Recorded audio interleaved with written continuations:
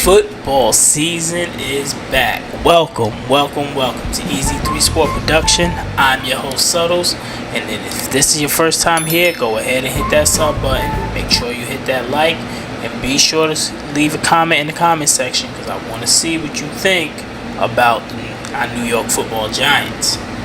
So, the New York Giants has had a very eventful offseason. They was on the first off-season type of hard knocks. They made a lot of free agency moves. They made a big trade. They also let go of somebody who was a stable for our team for a very long time. But we're gonna get into all that. Their off-season was very eventful, but football season is back. I know you're hyped. Everybody is hyped. The New York Giants actually do take the field today against the Detroit Lions. I will have a review out on that, even though it's only preseason. I know a lot of the starters aren't going to play, but it's football. It is football. We got to get back into it because it is football. But let's get started with the New York Giants offseason. Let's start with the Hard Knocks. The Hard Knocks series, I enjoyed. I truly did enjoy.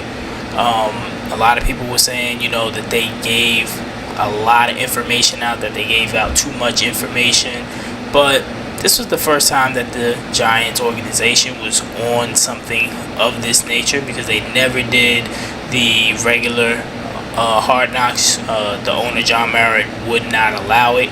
And he's a very tight-knit, close type person, so a lot of information he didn't really want out, but they did it big, and I enjoyed it. I enjoyed seeing the conversations that they were actually having and their thought process on what kind of players that they were getting and the type of preparation that it actually took to go through the draft, to look at the free agencies and to go throughout all of that and to really get their thought process on the past season and what needed to be fixed. And I think that was the most important thing about that they actually see what us fans see as well on the field. They just aren't any crazy incompetent front office. But Joe Schoen was definitely the star of Hard Knocks, and this is the most that I've ever heard him talk. And you really get to see exactly where he came from and what he's trying to do with this Giants organization, which I am all for. The real big thing of the whole series is basically the Saquon Barkley situation. And to get into the Saquon Barkley situation, I don't really have too much to say because he was a free agent. So he was a free agent, and of course he goes and signs with the Philadelphia Eagles. I mean, that's our rival, but Saquon, he's going to do what he's going to do. He didn't want to sign with the Giants.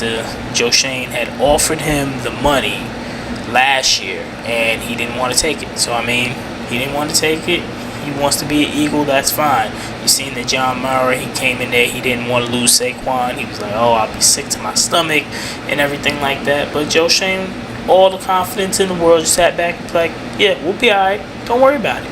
And that's what I really loved about Joe Schoen in this situation, was because he didn't make these decisions with his emotions. He made it off of logic.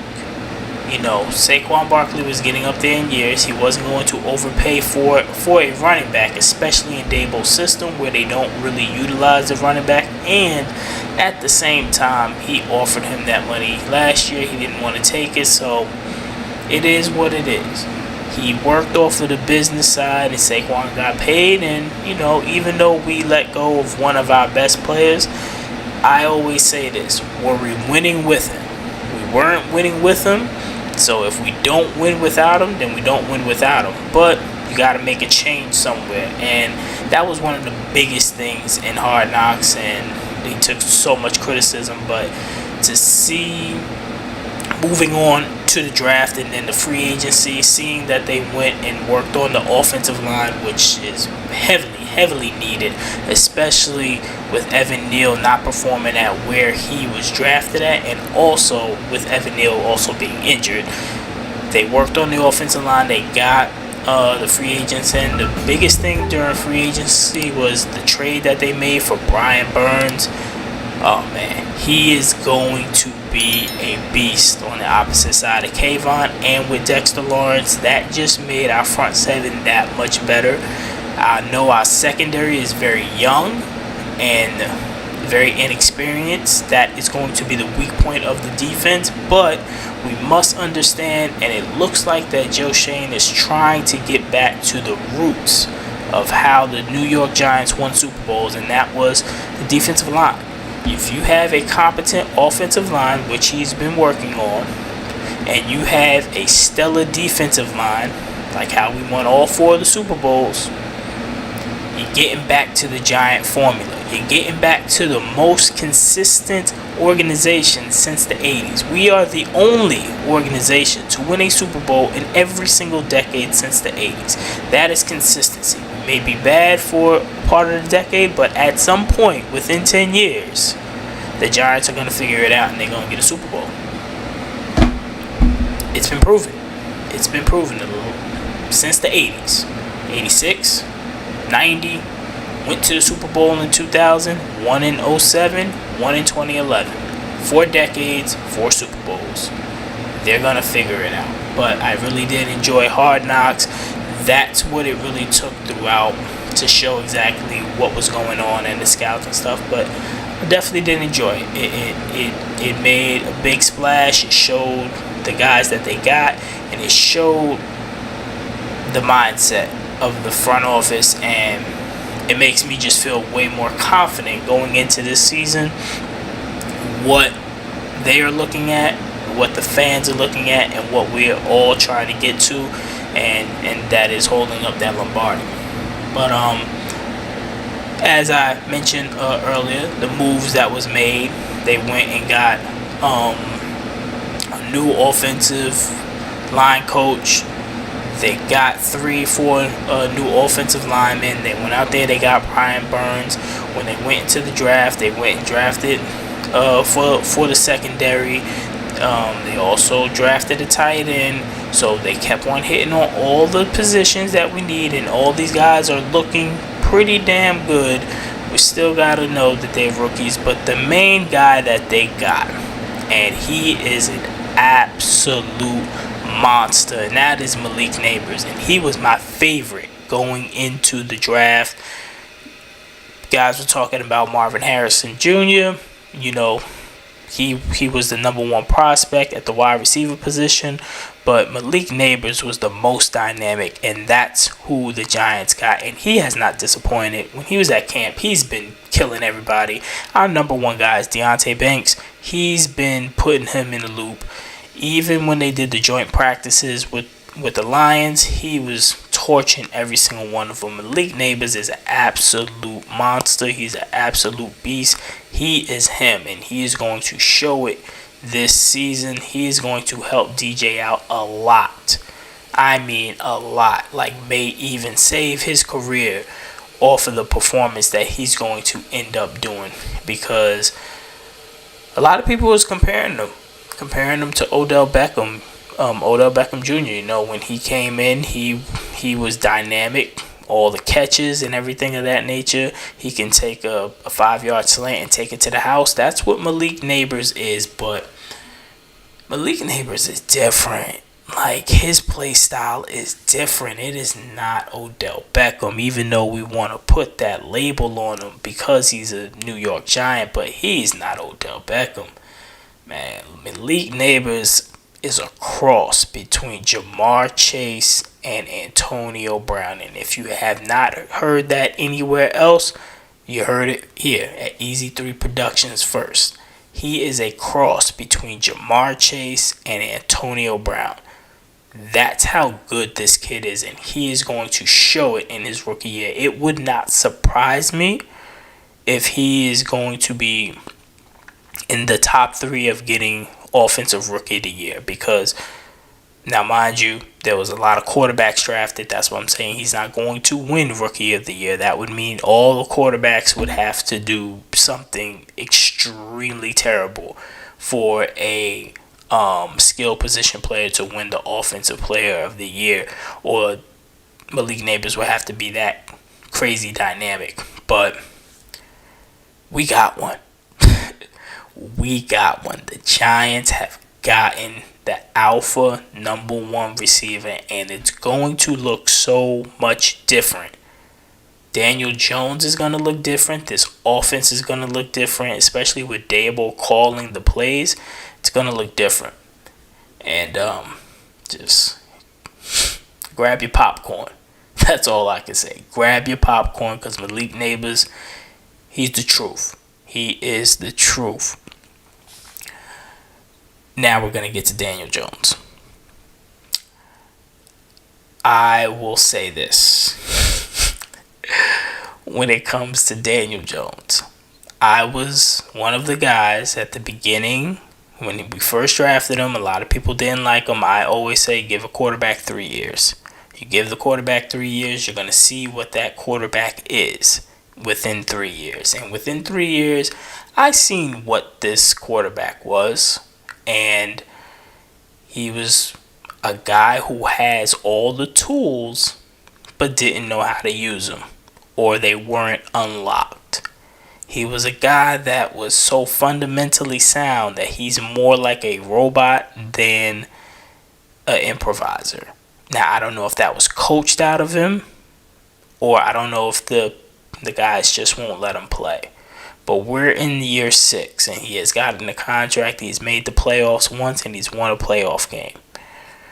The problem with Daniel Jones is that he's not consistent. That's one of the biggest things. He's not consistent. When you can't really name me a 6 or 7 game stretch where you just like, this guy is extremely good, or this guy has put up great numbers. That is the problem with Daniel Jones. And for guys that are not consistent, they are typically backup quarterbacks. I've seen Fitzpatrick, which was AKA Fitzmagic, go on a 6, 7, 8 game type ordeal where he looks like the best quarterback in the league. And then I've seen him in Fitztragic mode, where he'll do 6 games and it'll be absolutely terrible. It's no consistency at all. And that's what Daniel Jones is. I mean, we see him in a playoff game, and he looks absolutely phenomenal. And then we see him up against the Eagles, and he gets battered. And then going into the next season, you can't even put up a first half point ever since he was in the starting at the starting quarterback position before he got injured, and even after. So Daniel Jones is very polarizing. Daniel Jones has all the tools. Daniel Jones just don't know how to use all the tools. Now, will Malik Neighbors help him? Absolutely. He's going to help him. He's going to help him, and DJ's going to look better. But is he going to look good enough to stay on this team for the next season? Because they have a way that they, with the contract that they gave him, the Giants can get out after this year. Is he going to play up to the standard where everybody is confidently saying, okay, bring this guy back? Now, I'll go ahead and make a prediction right now when I haven't even seen him before anything, but based off of the past, I don't believe that he will. I believe that he will do better, but I still believe that the bar is so low that if he steps over it, a lot of people will be happy, but I'm not, because I've seen what he has done. I've seen that he hasn't been consistent. I see that he performs in certain situations, but not in others. I'll tell you this. I only trust Daniel Jones in 2 situations. Just 2. One, against Washington. I don't know what it is. He just feels so comfortable against Washington where he's that dude. He's that dude against Washington. And the second situation is in a dome. When Daniel Jones is in a dome, he is a different quarterback. When he is in the dome, he puts up 400 yards. When he's in the dome, he puts up 300 plus yards easily. When he's in the dome, he puts up 300 plus yards, run for 75, and wins a playoff game. He has done this throughout his entire career when he's in a dome. In a dome and against Washington. Those are the two situations that I trust Daniel Jones. Outside of that, anything else is going to be erratic. And we're going to see. I'm going to always root for him because he has on the Giants uniform. But do I have the confidence that he is going to excel to the point that they're going to pick up the option? I don't think so. But that's just me. Overall, this team has looked like that they have upgraded.